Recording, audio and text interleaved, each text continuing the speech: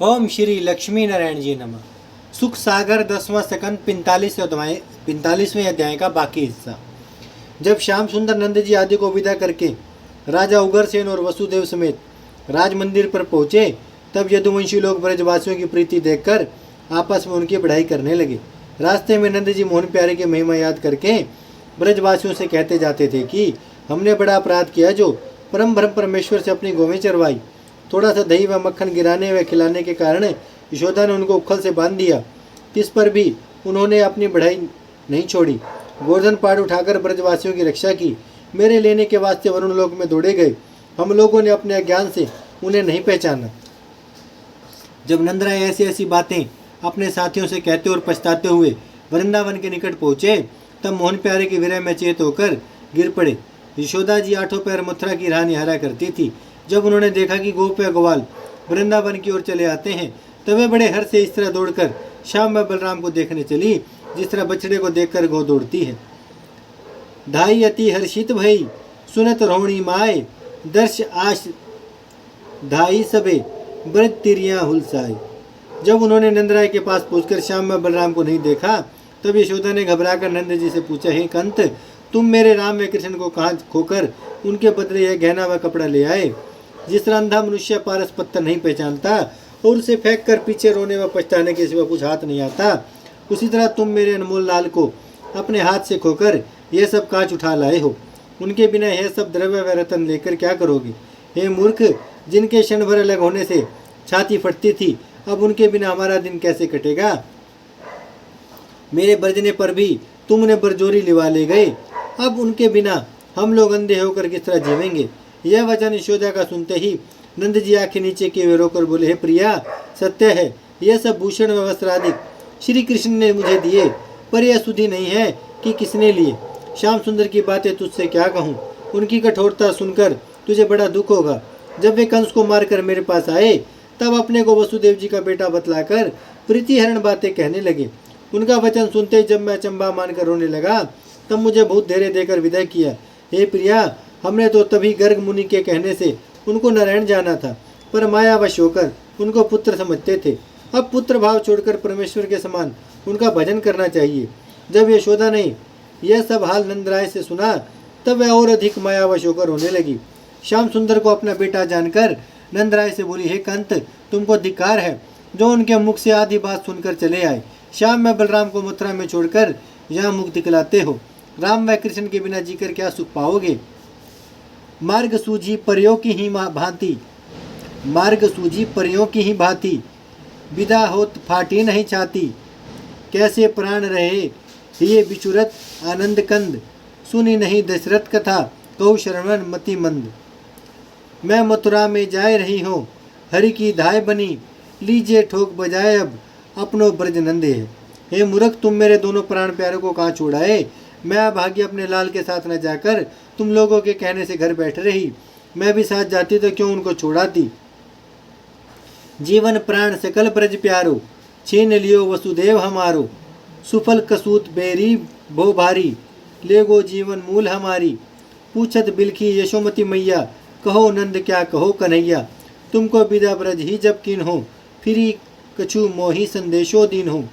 तुम कछि हरिसो विनय न भाखी, कहा श्याम मन में है राखी। यह सुनकर नंद जी बोले, मैं अपने सो भोग कियो वे प्रभु त्रिभुवननाथ, जो चाहे सो ही करे, कह बस मोरे हाथ। कही के तो ही परिणाम, बहुरी श्याम ऐसे कहो, करी के कछु सुर काम मिली हो तुमसे आए व्रज। बलराम जी ने ऐसा कहा कि मेरी माता दुखी होने न पावे, तुम जाकर उनको धैर्य देना, कुछ ही दिनों में हम भी आकर उससे मिलेंगे। यशोदा यह संदेश अपने लाल का सुनते ही सोच में डूब गई। नंद व यशोदा आदि सब ब्रजवासी मुरली मनोहर का बाल चरित्र याद करके रोते पीटते हुए अपने अपने घर आए, पर बिना श्याम व बलराम को वृंदावन उजाड़ सा मालूम देता था। नंद व यशोदा कभी गोपीनाथ को अपना बेटा जानकर उनको याद में रोते, कभी ईश्वर भाव समझकर उनके चरणों का ध्यान करते थे। केशव मूर्ति के विरह में सब पशु पक्षी ग्वाल और गौ आदि व्याकुल रहते थे। कुंजों के फल फूल को मिला गए। जब श्याम सुंदर ने उन ग्वाल बालों को जो मथुरा में रह गए थे, कुछ दिनों उपरांत भूषण व वस्त्र आदि देकर विदा किया, और उन लोगों ने वृंदावन में आकर नंदलाल जी का सब चरित्र जो उन्होंने कुब्जा आदि के साथ किया था। ब्रजवासियों से कहा। तब गोपियों ने कुबड़ी का समाचार सुनते ही सविता ढहा से बड़ा सोच किया और विश्वास माना कि अब नंदलाल जी वृंदावन नहीं आवेंगे। यह बात समझते ही ब्रजबाला इकट्ठी होकर एक दूसरे से कहने लगी, देखो श्याम सुंदर ने त्रिलोकीनाथ होकर ऊंच नीच जाति का कुछ विचार नहीं किया और कुब्जा को सुंदर रूप देकर अपनी रानी बना लिया। दूसरी बोली कि कुब्जा ने मोहन प्यारे को ऐसा वश में किया है, उसकी आज्ञा बिना कोई काम नहीं करते। अब वह उनको क्यों यहाँ आने देगी? अक्रूर ने आकर हमारे चित्तौड़ से कुबड़ी का संदेशा कहा था, इसी वास्ते वे मथुरा जाकर बसे हैं। दूसरी ने गोपी से पूछा कि तूने कुब्जा को देखा है या नहीं? वह बोली कि मैं दही बेचने मथुरा गई थी, तब उसको देखा था। वह मलिन की बेटी बहुत टेढ़ी थी, उसको देखकर सब लोग हंसा करते थे। श्याम सुंदर ने लाज व धर्म छोड़कर दासी को अपनी रानी बनाया। यह बात सुनकर हम लोगों को लज्जा आती है। दूसरी बोली कि सखी, तुमने यह बात नहीं सुनी? कुब्जा सदा श्याम की प्यारी, वे भरता उनकी वह नारी। रूप रतन कुबड़ में राख्यो, जो मोती सीपन में भाख्यो। ब्रज बिनती छाड़ी अब याते, बूझी सकल श्याम कल बातें। दूसरी ने कहा, हे प्यारी, वे दिन नंदलाल जी को भूल गए जब राजा कंस के डर से भागकर ब्रज में आए और ग्वाल वेश बनाकर यहाँ छिपे थे और घर घर माखन चुरा कर खाया करते थे। देव मनावत दिन गए, बड़े होन की आस, बड़े बहे तब यह कियो, बसे कुबरी पास। यशुमती लाड लड़ाए, बारे ते सेवा करी, ताहू को बिसराए भय देव की पुत्र। दूसरे ने कहा कि जैसे कोयल का अंडा कोवा सेवे तो बच्चा उत्पन्न होकर अपने जाते भाइयों से मिल जाता है, वैसे ही मोहन प्यारे नंद व यशोदा और हम लोगों की यह दशा करके वसुदेव व देवकी के पास चले गए। दूसरी सखी बोली कि अब वे राजा के पास सिंहासन पर बैठते हैं, इसलिए उनको ब्रजवासी व मुरली का नाम लेने व मोर पंख देखने से लज्जा आती है।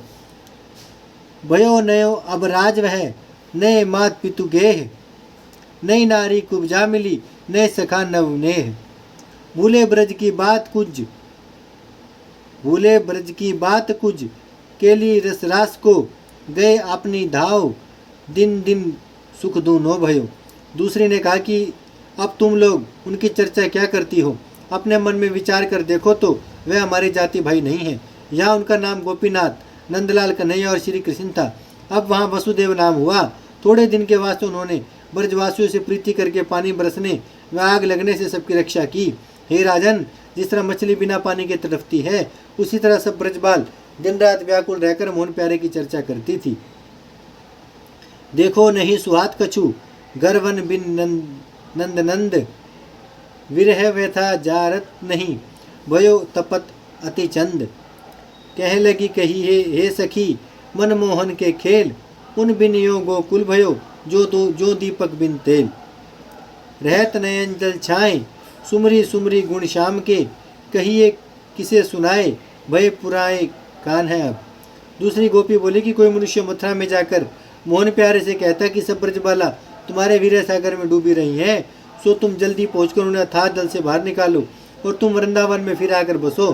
तुमसे गो चराने के लिए कोई नहीं कहेगा और तुम्हें माखन व दही चुराने से नहीं बरजेंगी। मांगत दान व बरजी हैं, अब नहीं करी है मान, आए दर्श पुनि दीजिए, तुम बिन निकसत प्राण। ऐसे कही गही पाए, लाए फेरी मनाए हरी, बसे बहुरी ब्रज आए, तब नंद नंद सावरो। दूसरे ने कहा कि अब मोहन प्यारे को क्या प्रयोजन है जो रात से सुख व विलास छोड़कर यहाँ ग्वाल कहलावे, हाथी घोड़ा व सुखपाल की सवारी तजकर यहाँ गोचर आवे। दूसरी ने कहा, हे प्यारियों, वह मोहनी मूर्ति मुझे एक क्षण नहीं बोलती। दोहा, सपने हूँ मैं देखिए, नींद पड़त जो नैन, कीन हो बहुत उपाय मन, आँख खुलत नहीं चैन। दूसरी बोली कि हे सखी, श्याम सुंदर के बिना मुझे अपना घर व गांव उजाड़ मालूम होता है। वृंदावन की कुंज देखने से रोना आता है। वहाँ के जो फल अमृत का स्वाद देते थे वे अब विष के समान मालूम होते हैं। जिन पक्षियों का शब्द सुनकर मन प्रसन्न होता था, उनका बोलना अब हृदय में गासी ऐसा लगता है। ओम श्री लक्ष्मी नारायण जी नमः। बाकी का अध्याय कल करेंगे।